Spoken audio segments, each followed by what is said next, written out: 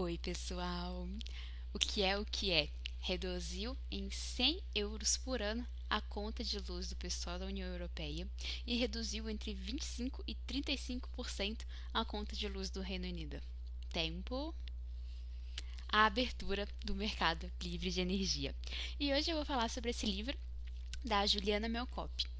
No começo do livro, ela faz um resumão sobre como foi a história do setor elétrico no Brasil. Então, desde lá de 1930, quando o setor era completamente privado, passando pela estatização na época do governo militar, contando todo o processo dos primeiros defaults, das tentativas de controlar a inflação pelo preço de energia e também muito interessante o processo dela juntar os princípios basilares das reformas que tiveram no setor.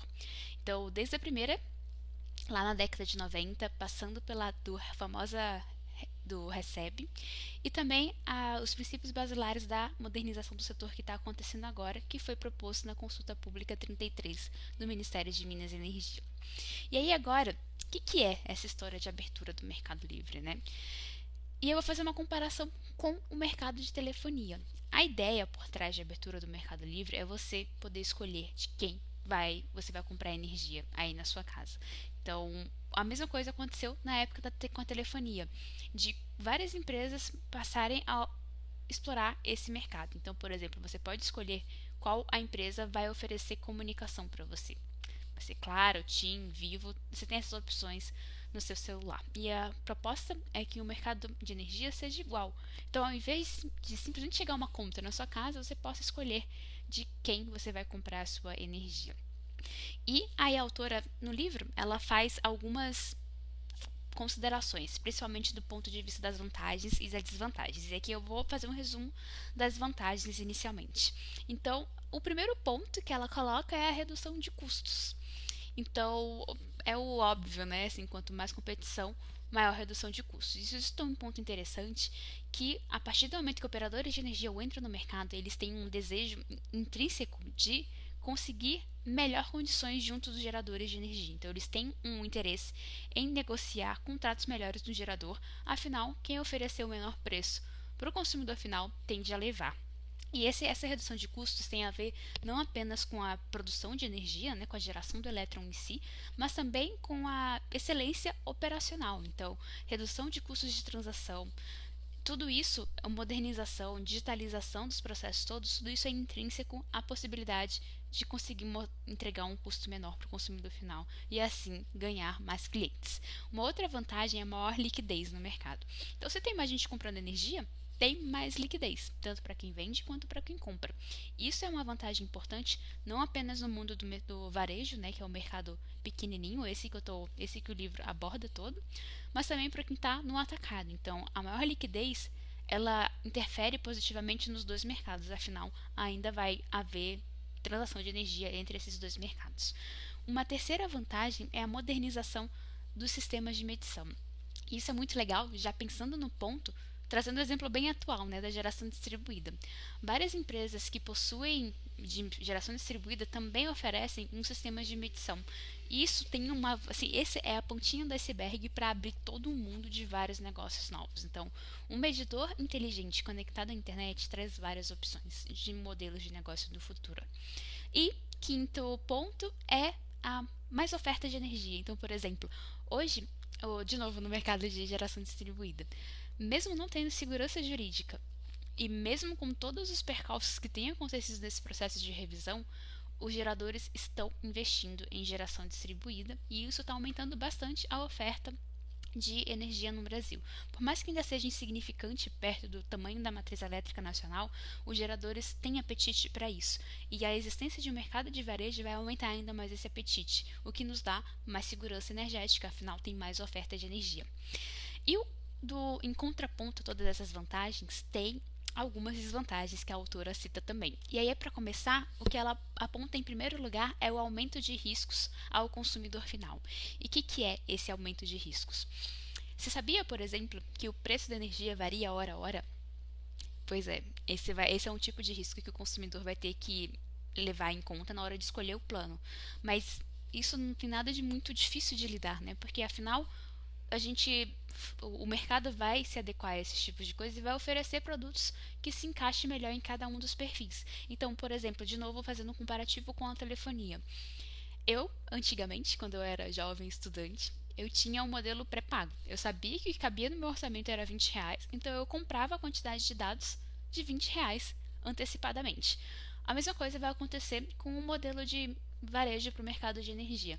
Se você conhece seu perfil de risco e você tem um valor, um orçamento pré-estabelecido de quanto cabe no seu dia a dia, vai ter um plano que encaixa com o seu perfil de consumo. Uma outra desvantagem que ela cita são práticas comerciais abusivas. Bom, isso é um risco, mas não é um risco decorrente do varejo no mercado de energia. Isso é um risco que acontece hoje. Afinal, as distribuidoras de energia é o único jeito que os consumidores pequenos conseguem acessar o mercado de energia. E não é à toa que elas são campeãs mundiais de reclamação. Então, assim, essa prática abusiva já acontecem hoje em dia, infelizmente. O lado bom é que com competição você pode escolher para ir para outro distribuidor, ir para outro fornecedor de energia, e assim você como consumidor final tem algum poder de barganha para isso. Ainda tem a questão também da terceira desvantagem que ela coloca, que é o direito de não escolher.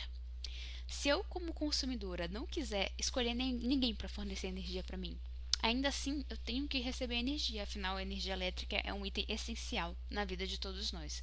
Como que a gente endereça esse fato? Isso é um problema um pouco mais difícil, acho que esse é o ponto mais sensível de todos.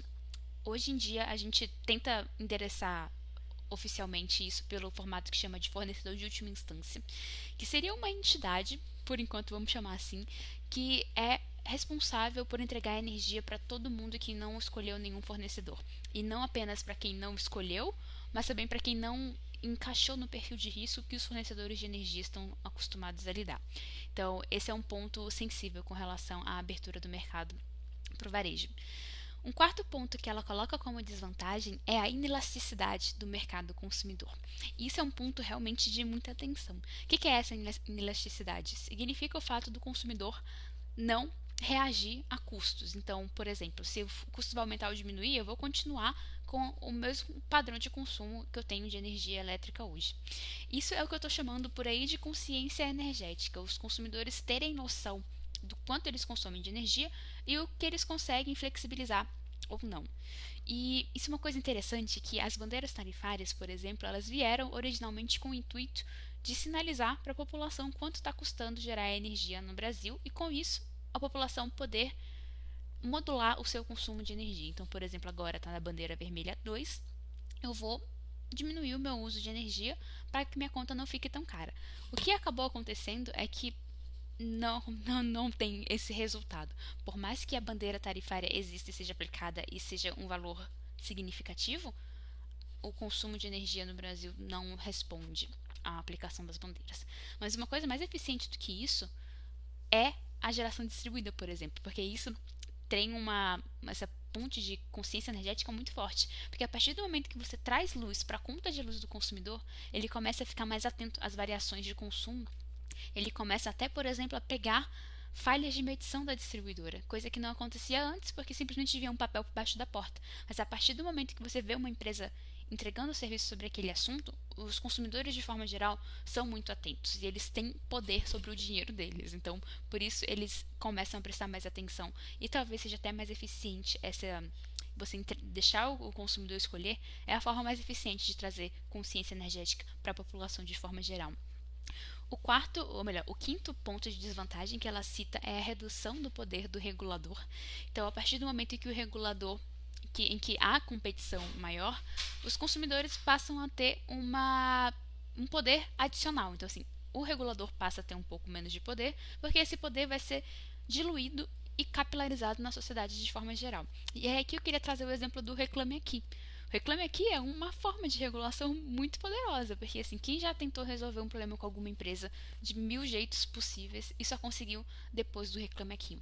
Isso é uma forma muito clara de como a sociedade se organiza e como que os modelos de negócio vão surgindo a partir do momento em que você abre as opções para os consumidores finais. E é aqui o último ponto que ela colocou como desvantagem é o aumento do custo de transação. E aí aqui eu queria fazer uma comparação. Assim, o que é esse custo de transação? Eu posso chamar de ser um custo cognitivo, porque vai dar um trabalhinho a mais essa primeira transição, né? O fato de abrir o mercado em si tem um primeiro ponto de inflexão, assim, a gente vai ter que aprender muita coisa. E assim que foi como aconteceu com a telefonia. Quando abriu a telefonia, a gente teve que incluir o DDD. Lembra? Passar a ter um número diferente para cada uma das operadoras. A gente teve que decorar os DDDs, teve que aprender o DDI, ligar, apertar um monte de botões quando for ligar para alguém, decorar esses números todos. Então, você teve esse custo de transação, esse custo cognitivo quando abriu o mercado de telefonia. Mas, por outro lado, a democratização que isso aconteceu e a possibilidade de você ir para uma ou para outra operadora de telefonia, isso acabou que o custo de transação foi diluído ao longo desses anos todos, porque tem esse baque forte, é claro, no primeiro momento, mas depois ele vai sendo diluído. E com relação ao custo financeiro da transação, ela aponta como uma desvantagem, mas no meu ponto de vista não é algo problemático, porque como eu comentei, a competição vai fazer isso acontecer. E aí aqui de novo trazendo o exemplo da geração distribuída, que é a única coisa que a gente tem hoje no mercado cativo, a única coisa que nós consumidores pequenos podemos fazer, que é a competição. Então assim, no mundo de geração distribuída tem várias empresas que oferecem isso. E esse custo de transação, por exemplo, podia ser lido como um custo de adesão. As empresas originalmente lá atrás, quando começou, quase todas tinham um custo de adesão e hoje ninguém mais tem, porque elas perceberam que isso é uma vantagem competitiva. Então, se você quer ganhar o seu cliente, você tem que reduzir ao máximo todos os pontos de objeção que ele traz. E como esse era um deles, as empresas hoje não oferecem isso e a competição é o que vai trazer essa solução. Então, esse livro foi muito interessante, a leitura dele todo. Ela também traz algumas outras questões mais técnicas do ponto de vista dos contratos de concessão que as distribuidoras têm e algumas outras discussões que estão acontecendo hoje, por exemplo, no Congresso tem alguns projetos de lei que fala desse assunto da abertura do mercado livre de energia para todo mundo. E só para contextualizar também, hoje o mercado livre de energia existe apenas para consumidores grandes. E a ideia é que ele vá reduzindo cada vez mais o limite de migração dos consumidores até que chegue aqui na minha casa e na sua casa. E também, como contraponto, é legal trazer o exemplo da Inglaterra, que a autora também cita aqui.